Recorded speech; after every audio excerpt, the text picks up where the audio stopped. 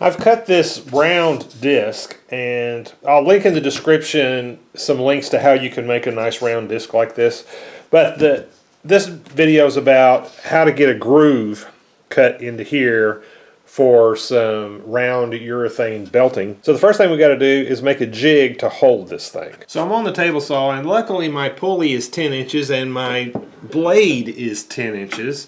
So I'm going to use this to cut a groove in this 2x4 so that I can stand the pulley up in that groove and spin it against a router bit that's going to be at the bottom.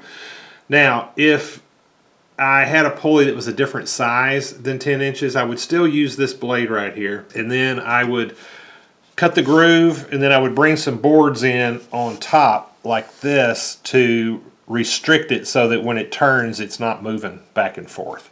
But this is going to work for what I'm doing here. So I've got my blade a little to the right of the middle of my 2x4. My blank is 1/2 inch, so I've just got to cut a groove in here that's 1/2 inch.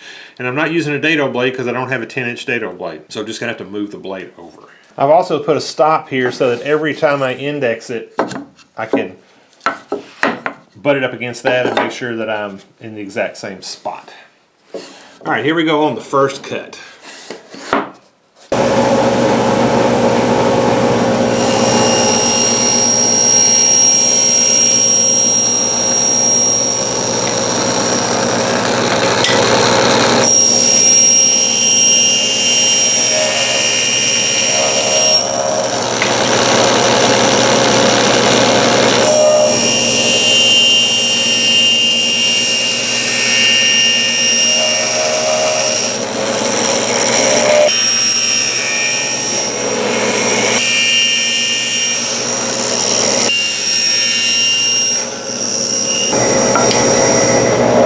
Still a little tight. I'm going to take a little bit more off.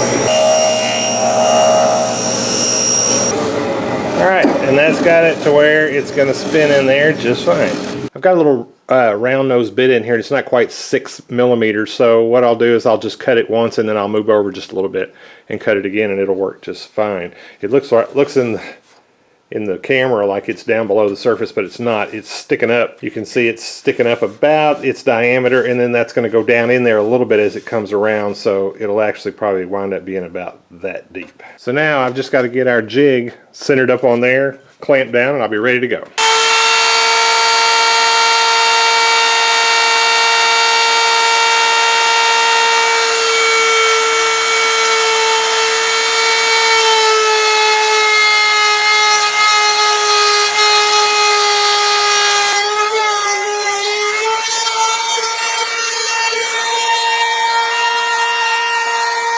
Well, there's the groove. Unfortunately, I didn't get it in the middle like I wanted to.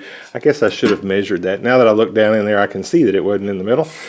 But the technique worked well, and I had a little bit of, back and forth movement in here.